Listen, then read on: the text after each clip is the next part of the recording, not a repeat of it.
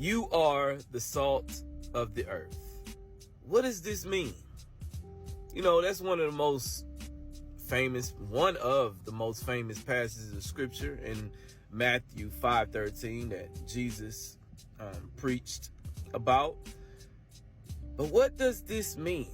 You are the salt of the earth. Let's look at that passage real quick. This is Matthew chapter 5, verse 13. You are the salt of the earth. But if salt has lost its taste, how shall its saltiness be restored? It is no longer good for anything except to be thrown out and trampled under people's feet. Salt was a very valued product in those days. You know, it was used as a preservative to keep food fresh, mainly, poultry and other meat products. It's also used as like an antiseptic to clean wounds and to keep it clear of infections and stuff like that. It was also used to kill crops.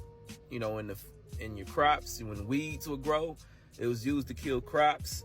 It also was so valuable that it was used to pay soldiers. It was part of, the soldiers' pay. I don't know if y'all ever heard old school folks, they be talking about, man, that dude ain't worth his salt.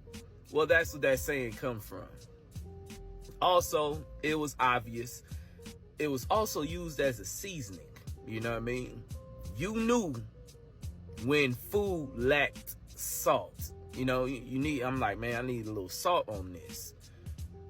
So that implies that salt has great influence on the flavor of things. You get what I mean? Very rarely does any other type of seasoning overpower salt. Salt actually brings out the flavor in other seasonings and stuff like that. So since we are called to be the salt of the earth, that means that we need to have influence. We should have influence.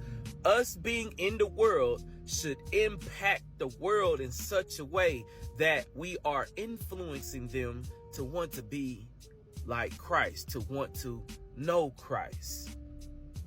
We shouldn't be going out into the world and conforming to them. Salt don't do that. When salt is put in something, it influences the entire recipe.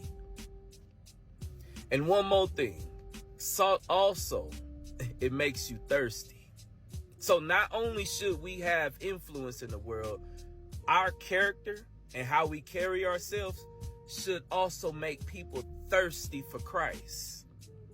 When Christ went out and hung out and ate with, sinners and unbelievers, he didn't go out there to be like them. He went out there to influence them, to make them thirsty for him, to have them walk away from their sin. So understand something. When you try to say that we're trying to be like Christ, know that Christ had influence. It wasn't the other way around. The world did not influence Christ. Grace and peace.